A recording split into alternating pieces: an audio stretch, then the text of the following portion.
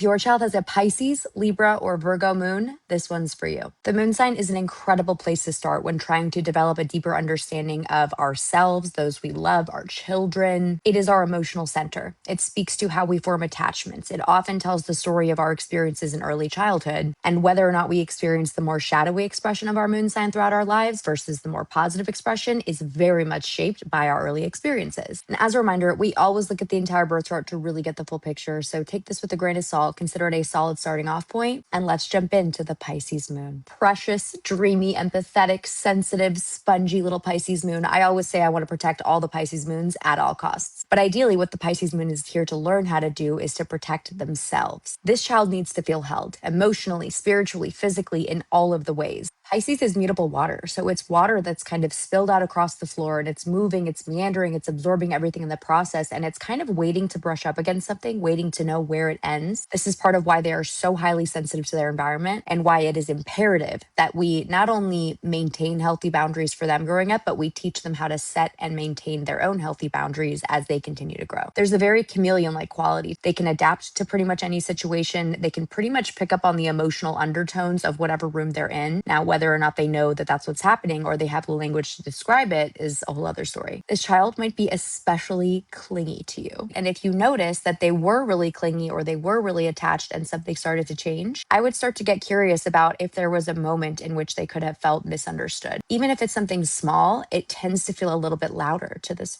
precious little sensitive placement. There's a seeking quality to Pisces that I just love. And I swear, I feel like you can see it within their eye contact sometimes. Tell me if you know what I mean. Seeking to merge. They're seeking to understand. They're seeking to connect to empathy and this like transcendent love. These children need to be imaginative. They want to create, they want to play, and they want to know that you're going to be interested in creating and playing with them. I think there can be this tendency for Pisces moons, even in the best case scenario, to feel on some level deeply alone, simply because they are feeling their way through life to a degree that I think a lot of us can't even quite understand. Reinforcing self-worth, reinforcing autonomy, letting them know that they're allowed to set boundaries in their own lives. Something I've heard with Pisces moons a lot is they'll be friends with a kid at school that is not very nice to them. I don't think it automatically occurs to them like, hey, I don't have to put up with this, or I'm allowed to set a boundary or be treated differently. There can be this forgiving quality that is absolutely precious, but we want to make sure it doesn't work against them. Model for them how they deserve to be treated, both in how you treat them, but also how you treat yourself. No pressure, but these kids really are absorbing everything. Above all else, I think Pisces moon is one of the most precious, unbelievably magical little moon signs. Let's talk about the Virgo Moon Child. This baby needs to know that they are loved. They need to know that they are accepted. They need to know that they're deserving of a hug or support or being seen, even when they don't feel their best. A Virgo moon feels really safe and secure when they know they are being useful or helpful. We're talking mutable earth here. So there's definitely that propensity towards like anxiety, overthinking, a little bit of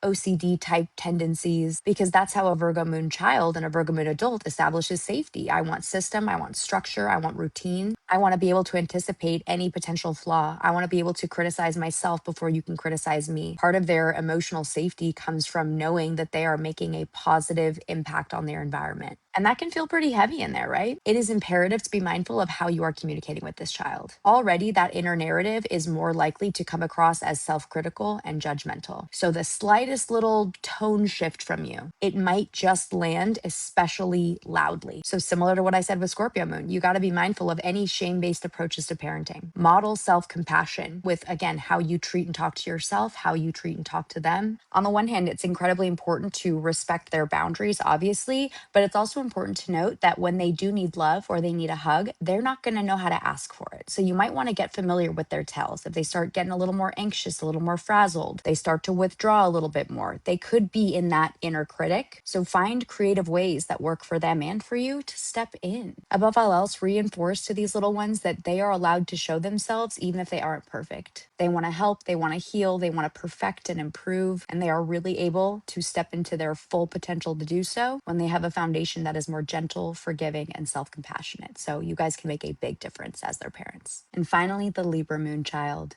This baby needs to know that they belong. And I think it's really important for them to learn that they're able to belong and be a part of, even if they're angry or they have to set a boundary or they're an inconvenience. Because Libra is the harmonizer and the one that kind of tasks themselves with maintaining and establishing balance and big chaotic environments, it can be their go-to to assume that I need to play small. Let me sacrifice my needs. Let me just go with the flow. I actually think that's where a lot of that indecisive quality comes from within Libra. It can be so automatic for them to just assume, let me adjust. Don't worry. You do you. I'll be over here. I'll still belong, but I'll just be pressed up against this wall so as to not inconvenience you. That might be a little dramatic, but maybe not. From the archetypal lens, we look at Libra as being that search for our role. What do we contribute to the family? How do we adjust and take up the space that needs to be taken up? When that is how we learn to establish and feel safe within attachment, we definitely run the risk of taking on more people pleasing or appeasing roles, or kind of assuming that I need to stifle my own anger or make my own needs smaller so as not to disrupt the flow. They need to know that they can be true to their authentic selves no matter who or what they are around. I want to make sure these children know how to safely and healthily express anger. By the way, healthy anger is literally just the ability to say no or set a boundary. Teaching that foundation of first checking in with who am I and how do I feel before I start concerning myself with you and how you feel can actually help them a lot with being decisive, not feeling as dependent on the external. There's a lot more going on underneath the surface with any Libra placement, constantly gauging and measuring. There can be a lot of anxiety and overthinking. We also get the analysis paralysis. What kind of coping mechanisms can you provide for them so that they don't get so caught up in that inner crunchiness? These children are probably going to love to socialize. And since we have the Venusian influence here, once they know they're allowed to pursue what they want or have their own taste and aesthetic, these children might have pretty incredible specific taste. They want relationships, they want harmony and justice. And you might notice they're especially sensitive to injustice or inequality. That is how they operate. They want things to feel fair and balanced. And these children are willing to do more than their share to contribute to that. Protect that quality. All right, stay tuned for the next one. Love you all.